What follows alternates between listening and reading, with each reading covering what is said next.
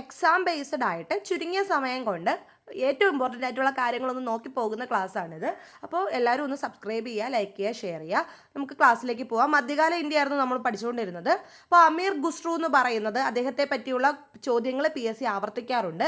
അദ്ദേഹത്തിൻ്റെ യഥാർത്ഥ പേരാണ് അബുൽ ഹസൻ യമീനുദ്ദീൻ ഖുസ്രു. അലാവുദ്ദീൻ ഖിൽജിയുടെ ആസ്ഥാന കവിയായിരുന്നു അമീർ ഖുസ്രു. തോത്ത ഇ ഹിന്ദ്, ഇന്ത്യയുടെ തത്ത എന്നൊക്കെ അറിയപ്പെട്ടിരുന്നത് അമീർ ഖുസ്രുവിനെയാണ്. ഉറുദു ഭാഷയുടെ പിതാവാണ് അമീർ ഖുസ്രു. ഉറുദു ഹോമർ എന്നും അമീർ ഖുസ്രുവിനെ അറിയപ്പെടുന്നുണ്ട്.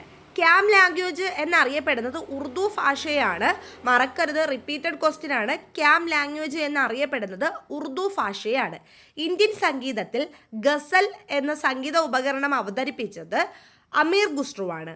അതുപോലെ തന്നെ ഖവ്വാലിയുടെ പിതാവ്, ഖവ്വാലി എന്ന് പറയുന്നത് സൂഫി ഭക്തിഗാനമാണ് ഖവ്വാലി. അപ്പോൾ ഖവ്വാലിയുടെ പിതാവ് അമീർ ഖുസ്രുവാണ്. സംഗീത ഉപകരണങ്ങൾ വായിക്കുകയും ഗാനങ്ങൾ ആലപിക്കുകയും ചെയ്യുന്ന സൂഫി ആചാരമായ സാമയ്ക്ക് രൂപം കൊടുക്കുന്നത് അമീർ ഖുസ്രുവാണ്. സിത്താർ, തബല, സരോദ് എന്നീ സംഗീത ഉപകരണങ്ങൾ കണ്ടുപിടിച്ചത് അമീർ ഖുസ്രുവാണ്.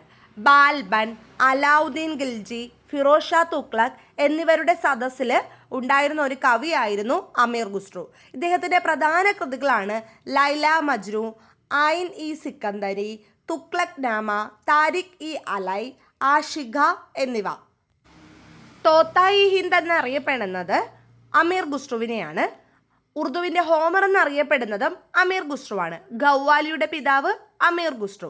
അലാവുദ്ദീൻ ഖിൽജിയുടെ ആസ്ഥാന കവിയായിരുന്നത് അമീർ ഖുസ്രുവാണ്. ഖിൽജി വംശസ്ഥാപകൻ ജലാലുദ്ദീൻ ഖിൽജിയാണ്. ഖിൽജി വംശത്തിലെ പ്രധാന ഭരണാധികാരി അലാവുദ്ദീൻ ഖിൽജിയുമാണ്.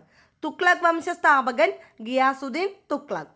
മുഹമ്മദ് ബിൻ തുഗ്ലക്കിൻ്റെ വിശേഷണങ്ങളും PSCക്ക് ഏറ്റവും ഇഷ്ടപ്പെട്ട ഒരു ഭാഗമാണ്.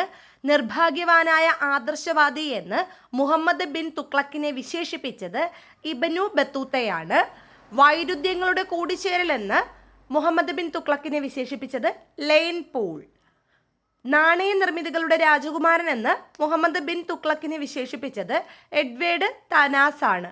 ബുദ്ധിമാനായ വിഡ്ഢി, പിശാചിൻ്റെ ഹൃദയമുള്ള പുണ്യവാൻ, പാഗൽ പാദുഷ എന്നീ പേരുകളിൽ അറിയപ്പെടുന്നത് മുഹമ്മദ് ബിൻ തുഗ്ലക്കാണ്. ഒരു യുദ്ധത്തിലും തോൽക്കാത്ത ഭരണാധികാരിയാണ് മുഹമ്മദ് ബിൻ തുഗ്ലക്.